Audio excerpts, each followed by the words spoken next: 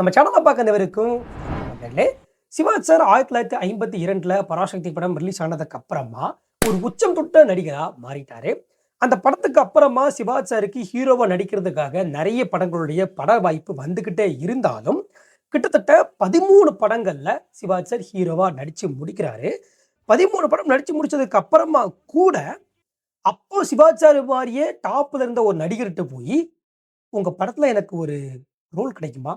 உங்க படத்துல எனக்கு நான் இந்த ஒரு கேரக்டர்ல நடிக்கலாமா? அப்படின்னு சொல்லிட்டு, அந்த ஒரு நடிகர்ட்ட போய் சிவாஜி வாய்ப்பு கேட்டிருக்காரு அப்படின்னு சொன்னா, நீங்க நம்புவீங்களா? பரமசிவம் ஏன்பா தடுக்கிற? பேசட்டும். கொஞ்சம் யோசிச்சு பாருங்க. ஒரு நடிகர்லாம் இருக்காங்க அப்படின்னா, 1 படம் 2 படத்துல ஹீரோ நடிச்சுட்டாங்க அப்படின்னாவே, ஏதோ ஒரு 100 படம் நடிச்சுக்கிட்ட மாரி வெளியில வந்து காட்டிப்பாங்க. நான் ஹீரோ ஆயிட்டேன்ப்பா. நான் எவ்வளவு பெரிய ஹீரோ தெரியுமா? நான்லாம் வந்து இந்த மாரி கதை கொண்ட படம் தான் நடிப்பேன் அப்படின்னு சொல்லிட்டு சொல்லிக்கிட்டு இருப்பாங்க. அடுத்த ராஜா பாத்து நான் தான், எனக்கு ஜோடி நீ தான். ஆனா சிவா சார் 13 படத்துக்கு ஹீரோ நடிச்சதுக்கு அப்புறமாவும் கூட 14ஆவதா ஒரு படத்துல நடிக்கணும்.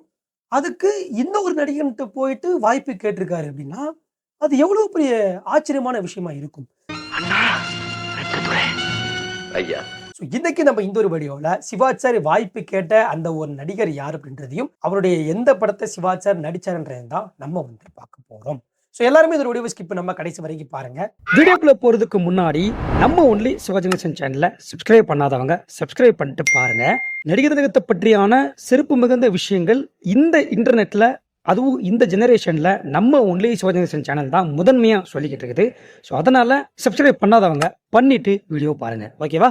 வாங்க ஆரம்பிக்கலாம்.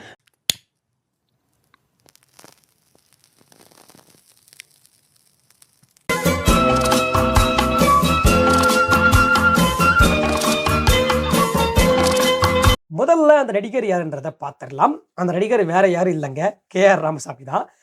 கே.ஆர். ராமசாமி வந்து சிவா சாருக்கு முன்னாடியே வந்து பெரிய இடத்துல இருந்த ஒரு ஆக்டர். சிவா சாருக்கு சீனியர்னே வச்சுக்கோங்களேன்.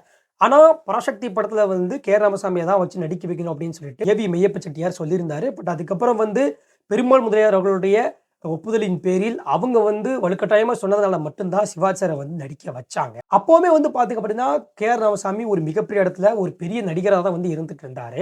சிவா சார் வந்து பராசக்தி நடிச்சதுக்கு அப்புறமா அவரும் வந்து ஒரு மிகப்பெரிய ஹீரோவா ஆயிட்டாரு. ஹீரோ ஆனதுக்கு அப்புறமா கே.ஆர். ராமசாமிகிட்ட போய் சிவா சார் வந்து உங்களுடைய இந்த ஒரு படத்துல எனக்கு வந்து ஒரு வாய்ப்பு கொடுங்க அப்படின்னு சொல்லி வந்து கேட்கிறாரு. அப்போ கே.ஆர். ராமசாமி என்ன சொல்றாரு அப்படின்னா, இல்ல கணேசா, நீ இப்போ வந்து ஒரு பெரிய நடிகன் ஆயிட்ட, நீ எப்படி என் படத்துல வந்து ஒரு சைடு ரோல் நடிக்க முடியும் அப்படின்னு சொல்லி கேட்கும்போது, இல்லண்ணே, எப்படியும் பராசக்தி படத்துல வந்து எனக்கு முன்னாடி உங்களை தான் நடிக்க வைக்கிற மாதிரி பிளான் இருந்துச்சு. ஒருவேளை உங்களையே கன்ஃபார்ம் பண்ணி நடிக்க வச்சிருந்தாங்க அப்படின்னா என்ன ஏதாவது ஒரு சைடு ரோல்ல தானே போட்டிருப்பாங்க. எப்படி நான் அந்த கேரக்டரை எடுத்து நடிச்சிருக்க தான் போறேன். இதுல என்ன இருக்கு? ஒன்றும் இல்லை, என் படத்துல நீங்க நடிக்கிறது உங்க படத்துல நான் நடிக்கிறதோ ரொம்ப நல்ல விஷயம் தானே அப்படின்னு சொல்லி சிவாஜி சார் சொல்றாரு. கே. ராமசாமியும் சரி ஓகேப்பா நீ நடிச்சுக்கோ அப்படின்னு சொல்லிட்டு அவருக்கும் அந்த வாய்ப்பை வந்து வழங்குறாரு. அந்த படம் எது அப்படின்னு சொல்லி பார்த்தீங்க அப்படின்னா, நடிகர் திலகத்துடைய 14வது படமான துளி விஷம் படம் தான். இந்த படத்துடைய கதை என்ன அப்படின்னா, மலையமான் அப்படின்னு சொல்லக்கூடிய ஒரு நாட்டு அரசருடைய அந்த ஒரு நாட்டை மார்த்தாண்டன் அப்படின்னு சொல்லக்கூடிய ஒரு அரசர் வந்து கைப்பற்றிடுவாரு. இதனால அந்த நாட்டு அரசரும் அவருடைய மனைவியும் ஒரு கைக்குழந்தையோட இன்னொரு அரசர்கிட்ட போய் தஞ்சமடைவாங்க. அந்த அரசர் என்ன சொல்லுவார் அப்படின்னா, நான் உன்னுடைய நாட்டை மார்த்தாண்டன் இருந்து மீட்டு தரேன் அப்படின்னு சொல்லி ஒரு வாக்கு வந்து கொடுப்பாரு. ஃபைனலா அவர் மீட்டு கொடுத்தாரா இல்லையா அப்படின்றது தான் படத்துடைய மொத்த கான்செப்டா வந்து இருக்கும்.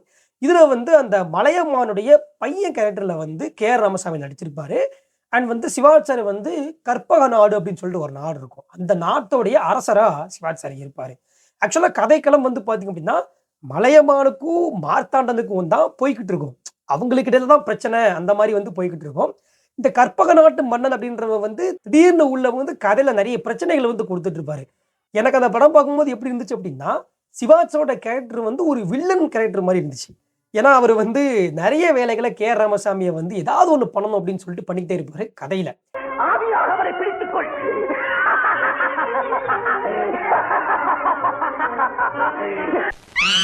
அப்ப யோசிச்சு பார்க்கும்போது இது வந்து சைடு ஹீரோ ரோல் கூட கிடையாது, இது வந்து வில்லன் ரோல். சிவாஜி இந்த ரோலையும் கேட்டு நடிச்சிருக்காருன்றது தான் ஆச்சரியப்படக்கூடிய விஷயம். இப்போ இந்த சம்பவத்துல வந்து நான் என்ன சொல்ல வரேன் அப்படின்னா வந்து, ஒரு மிகப்பெரிய நடிகரா சிவாஜி சார் அப்ப இருந்தாரு. அது வந்து அவருடைய ஆரம்ப காலகட்டம்.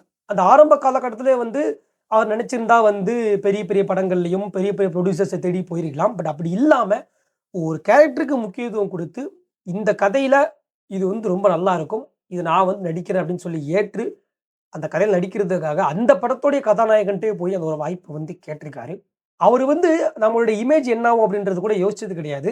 சிவாஜி சாருக்கு என்ன அப்படின்னா, அவருக்கு புடிச்ச வேடங்கள எப்போதுமே அவர் நடிச்சுட்டே இருக்கணும். அவருக்கு புடிச்ச மாரி நடிப்ப விரும்பி விரும்பி நடிக்கணும். இந்த ஒரு கான்செப்ட்ல தான் சிவாஜி சார் வந்து அப்ப இருந்துட்டு இருந்திருக்காரு. அதுக்கு இந்த ஒரு நிகழ்வு ஒரு எடுத்துக்காட்டா இருக்கும் அப்படின்னு சொல்லி நான் வந்து நினைக்கிறேன். ஸோ இந்த ஒரு நிகழ்வு பற்றி நீங்க என்ன நினைக்கிறீங்க அப்படின்றத வந்து கமெண்ட்ல சொல்லுங்க. நம்ம சேனலுடைய வாட்ஸ்அப் நம்பர் நான் ஸ்க்ரீன்ல போடுறேன். நீங்க எல்லாருமே அந்த நம்பரை வந்து சேவ் பண்ணி வச்சுக்கிட்டு, சிவாஜி சார் பற்றிய இந்த மாரி உங்களுக்கு தெரிஞ்ச விஷயங்கள வந்து நம்ம சேனலுக்கு ஷேர் பண்ணுங்க. அத வந்து நம்ம சேனல் வாயிலா உலகறிய வந்து செய்யலாம். ஓகே. இந்த ஒரு வீடியோ நிறைய பேருக்கு ஷேர் பண்ணுங்க, லைக் பண்ணுங்க. ஒன்லி சிவாஜி சேனலை சப்ஸ்கிரைப் பண்ணுங்க. நாளைக்கு இந்த மாரி நல்ல ஒரு வீடியோல உங்களை சந்திக்கின்றேன். நன்றி.